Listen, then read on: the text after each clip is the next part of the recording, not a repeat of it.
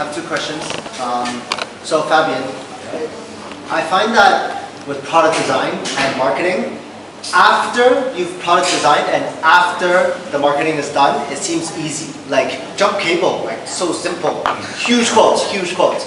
I was wondering if you can give an example of where you researched the customer and it completely failed and you got stuck, and how did you iterate, pivot, whatever you want to call it, buzzword, into the jump? Because I think jump is super awesome, and like I think a successful product is like, oh, this is super obvious, huge quotes, but obviously there was huge amount of work. Very good question, thank you. Two part of the question. First, a lot of, especially at the beginning, a lot of time we did find the problem even after launching the product. So we obviously showed the success, but we had a lot of fails. And again, commercial fail, it's bad for our investor and the people that direct and design it. So it's necessary for us to fail, because we learn as we fail. But you're right, we need to try to fail as soon as possible, and if possible before launch, so we don't lose money, because at the end it's a business. Taking the example of jump, I've started the jump presentation. Or any, just like a big thing where you talk to the customer and you got stuck. Yeah, so jump was really a lot of discussion. It's a good example, I think. It's really like this first shot I showed, like the cone pocket. That really drives a lot of the design process. The kind of feedback we got from, again, the industry was like bigger capacity, the market want bigger capacity, you're going to buy 800. And so we kind of follow that as well, the push recommendation. We start making it like bigger, one side, 200, 500. So we done multiple mock-up. We had like 4 or 5 different sizes, and then went around and tested it. And again, customer validation, we don't do it, I was telling Jeffrey, not in a really professional way, but we do like interviews in the office, we do like go and talk to a distributor, buyer. And yeah, that was one of the points, like making it bigger was a need from the industry, but from a customer point of view, as soon as you make it too big, it becomes a power bank and it was not a cable anymore, and we kind of lose like the original story. So that's probably one of the points we really validated. And we were pushed to go big, and we had testing the product, making different mock-up, had the time to come back to the original story. A good example of a product that was a great design concept, and I really enjoyed working on, but was a total disaster commercially. It's a product called Monocle, and you can check somewhere online, maybe we still have stuff around. Big launch when we were still at the beginning doing audio. It was a product that was kind of half a handset, half a speaker, so it was like we were working on the headphone, and by working on the headphone we dismantled a few headphones and had one piece of headphone on my desk that was just a single headphone, so just a mono with like a mic and a jack. And we were using this, and that's amazing, it's not a headphone, it's like a headset, you can put a speaker in it, and we kind of like started adding a lot of features. It was a beautiful product, it was kind of cool, it has so many features, but no one understood really. We launched it, and like customer really didn't understand what it was, why they needed it. There is no proper like thinking and like what's the scenario, why you need this, what feature, like again, like all this work, like selecting the right feature and not adding too many features. So that's another example of development that we didn't stop on time. We went too quick, as Jeffrey said. We started the production even before getting the customer feedback. Again, learning from mistake, it's the best way to learn. So I think that leads very well into my second question, which is, so the landing page. Yeah. I think for a product that's not a 10x product, you know, like you hear like, right? Yeah. So not a 10x product, I think it's fairly easy to do like a landing page. But for something even, I would argue, jump, if you did like a disposable landing page for jump, the idea is so novel that you're almost creating a new blue ocean, if you know what I'm talking about. Okay? So for like a blue ocean product, do you still think, so this is obviously to Jeffrey, do you still think it's a good way to validate the product with like a disposable landing page. And then a little bit on Fabien is like how much of the product do you have to make if we're here for hardware, because 3D prototype, like do you put a 3D print out? It's not the prettiest thing in the world. Where do you find like a balance, or what's your opinion on that, Jeffrey? A blue ocean product can definitely be validated by a landing page. Not every product can be validated by a landing page, just be sure, because probably if, good example, if you would have tried to validate the iPad landing page, then you would have invalidated it. But on the other hand, like later on, when I bought my iPad 1, I was missing something. So as soon as Zach came out with a keyboard for it, I bought it. And then at that point, everybody said like, no, it's for consuming content. Like, I want to create content. And now what you see is it's being delivered with a keyboard. So that is actually how people are starting to use it. So in theory, like that was not how Steve Jobs was intended to have it built, but that's actually what users want. So in theory, they could have validated that. So very easily a tablet with a keyboard. But not every product can be validated in that sense. But when it comes to a blue ocean, I think actually at that point that's usually a niche market. But then at that point, you have Kickstarter to try to validate that. On the other hand, what you now often see is that everybody starts shouting like they're copying my product in China and it's already there before my Kickstarter ended. Then at that point, like you're trying to validate on Kickstarter your own product, because you know this is going to be very easily copied in China and be brought to the market. Maybe not the quality that you want at that point, but whenever it comes to casing, to selfie sticks, to those kind of things, those, in my point of view, aren't Kickstarter projects. That shouldn't be there. When you're doing a Kickstarter project, you have to have something that not easily copyable. Like for instance, when you're doing a Kickstarter project for a documentary. Those kind of things, in my opinion, are Kickstarter well done. So I just add something. Sorry, just the last one. Validating a product ID through page. I think there's a big difference between digital and product, because you can validate a lot digitally. You come with a product. I'll give you one example. Talking again by Jump, that was a reasonable success on Kickstarter. It's a difficult product to sell at retail. It's a product that sells very well online, and we still sell it very well online because you have a video, you tell a story, you explain, and you bring something new. So it needs a lot of marketing push to bring this story out. At retail, it's going to end up on a peg with packaging, and you've got to tell all the story. And the reality is the customer arrives in an Apple store, he needs a cable, he looks for a cable, and he sees a square box with a battery or something, you need to explain that it's a cable also, and you lose like 70% of the audience. So what you can validate online of a product are not necessarily what's going to be successful at retail. And that's why I did mention during the talk, we used a lot of these hero products like Jump or like Eclipse.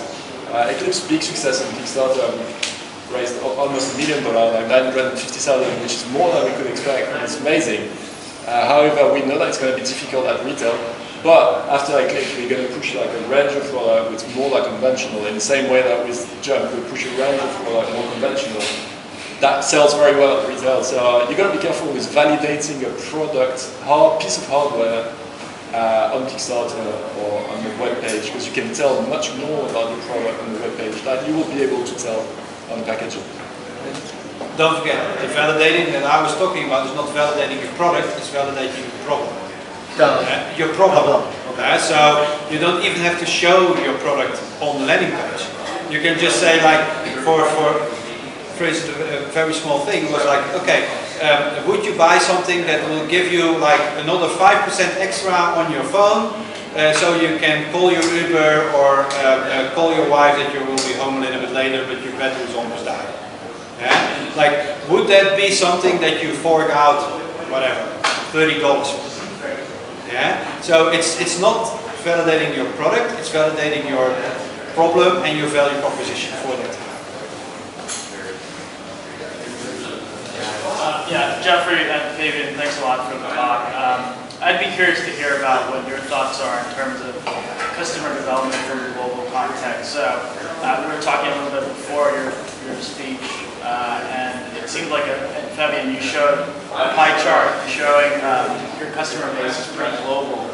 I know that both of you kind of sit in Hong Kong for quite a bit of time out of the year. How do you approach customer development when so many of the folks that you serve are not sitting here in Hong Kong?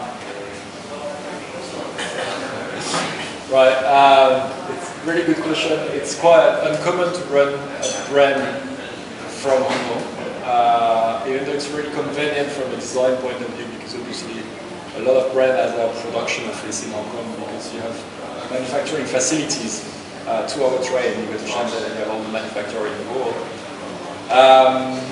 We did it for a few years. However, last year, we had to, one of the partners, John, moved to the US, we got an LA office. We now have a proper presence in the US.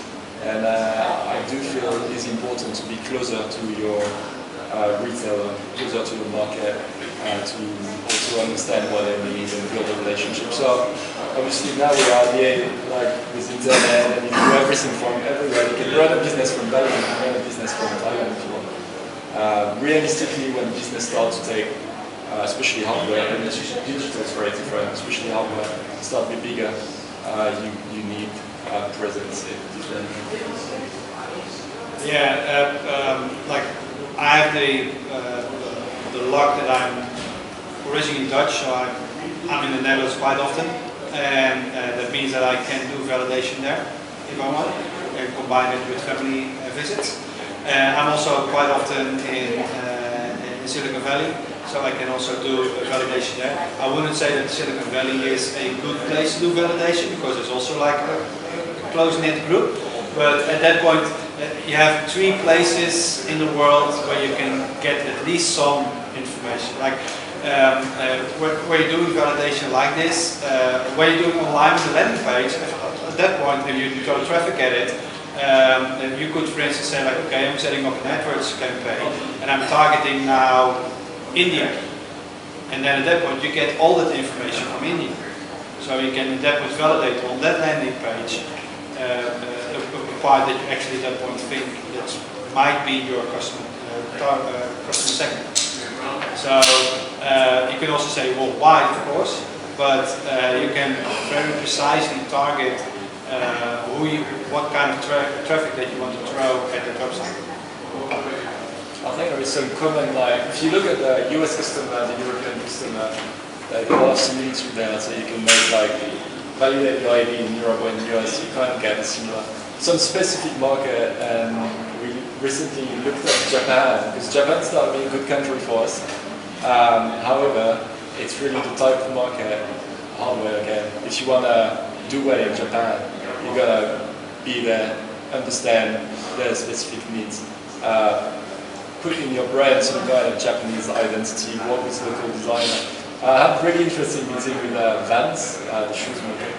And so Vans design is run from the US, however they have an Asian office just for the Japanese market, and they make like specific collection for Japan, working with Japanese supplier, buying specific fabric, making collaboration with small Japanese designer.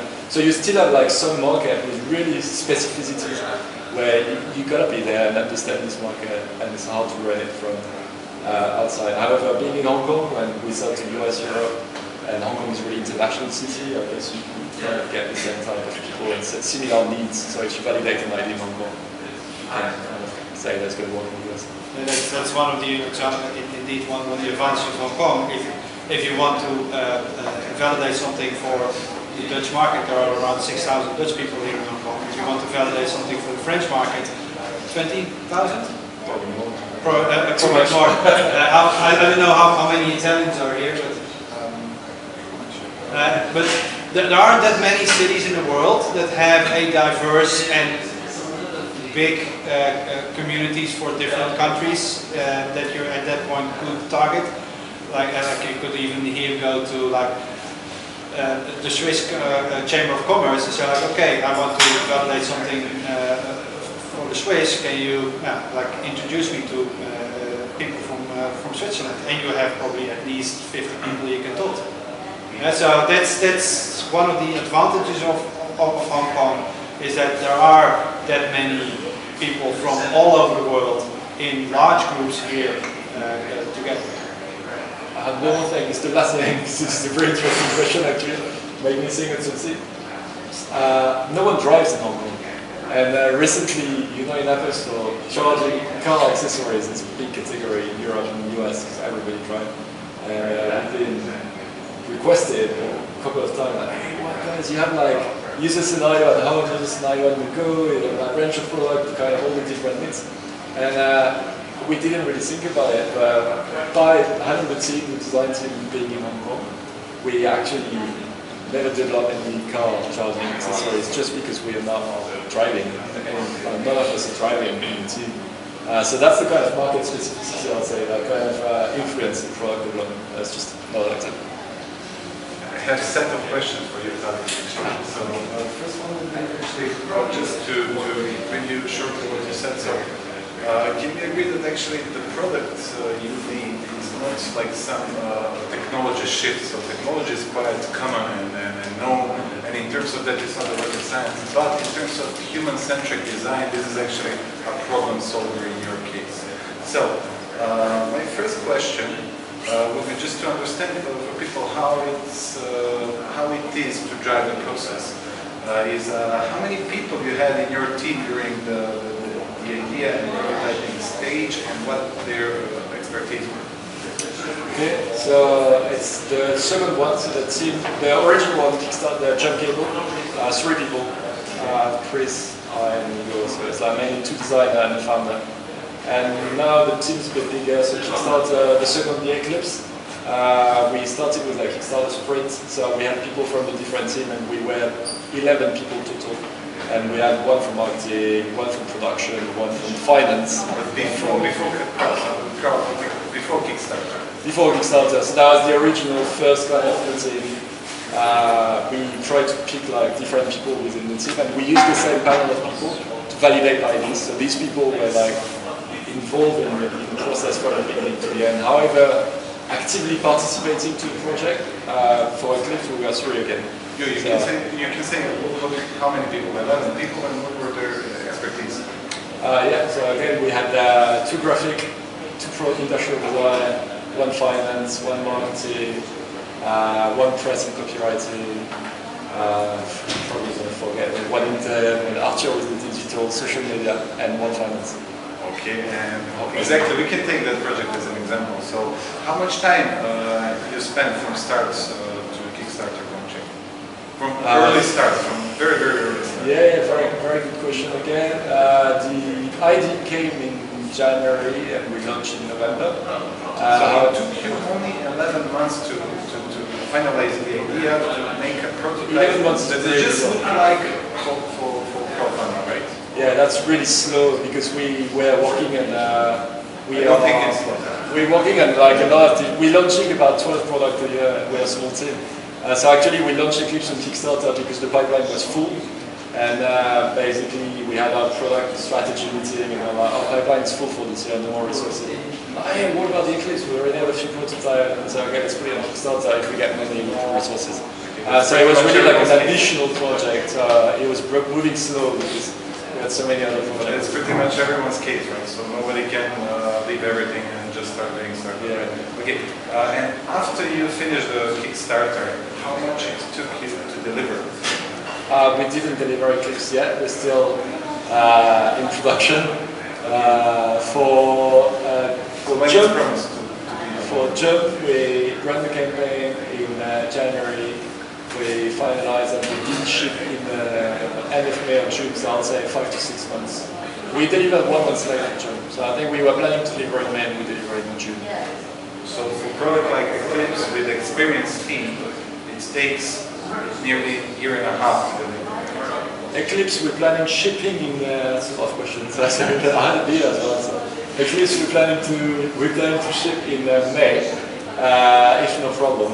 So yeah, it will take even more. Yeah, 1 year and 3 months total. Yeah. Okay. Okay. Then you answered pretty much all my questions because you already answered the last one. For you, Jeffrey, do you have any success ratio between startups who did their who apply different validation approach? Specifically, I mean about those who step out of the office and did it properly, qualitative research, as you suggest, and those who did it online. No, I don't have any data on that, but I'm pretty sure that most of the early stage startups that I talked to already came to me and like opened up their laptop, had a sticker on there, had a marketing website, had a TechCrunch article, and had business cards, but didn't have a working product yet. Like I have a 100% fill rate. Yeah? So, and I know that because I did that too. With my startups around that, we had a marketing website, we had stickers, we had business cards, we had everything. And we had a product, but that wasn't really that product market fit yet. So it took us way too long to get that product market fit because we were pushed to go live with the product, which wasn't really at that point scopable. We got a lot of traction. It worked perfectly, but our biggest problem was revenue model. Because Surround app enabled Chinese social media for people who cannot read Chinese. So we developed an app where you could load your Sina Weibo timeline in and have an online instant translation from Chinese to English. Machine translation, but when you see a picture and then a Chinese translation, you could get the context of it. Of course, the idea was to get it better later on, but that was the value proposition. And people like that, and still when I say it, like, oh, that's good, like I need that, okay, but what do you want to pay for it? And then, thanks to Google Translate, people expect translation to be for free. And so people don't want to pay for it, and we could have validated that in the beginning, could have saved around a year of work, and it could have saved tens, almost 100,000 US in cash at that point. That we at that point would have validated that the people don't want to pay for it. Wouldn't at that point mean that we wouldn't have built it, but then at that point we might have chosen another way of monetization. Or maybe at that point would have chosen another way as a first customer segment, because we first went for the consumer. Maybe at that point the business to business would have been better. I don't know. One quick question for Fabien. I was interested to know what you think the most important bit of marketing you did pre your Kickstarter campaign. What that biggest influence on it? Pre-campaign. Building a database of people interested. So what Jeffrey explained, basically do a landing page. We used social media a lot to validate. So what we will do, for example, is to tell the story across and see what was the most efficient way to tell the story. We will pick like 3 or 4 different taglines to describe the project in one sentence, 3 or 4 different photos, do combination. So I will give like maybe 9 to 12 combinations.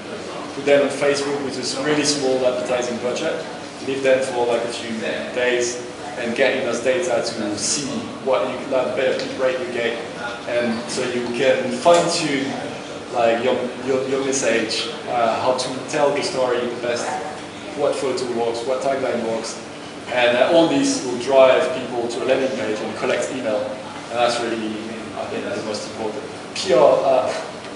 Press is difficult. People press don't really write about Kickstarter project anymore because so many projects don't deliver.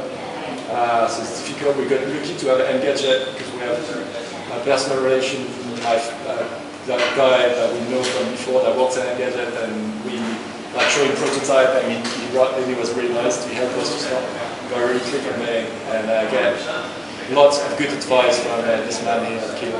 Really helped us for the quick and so thank you again to that.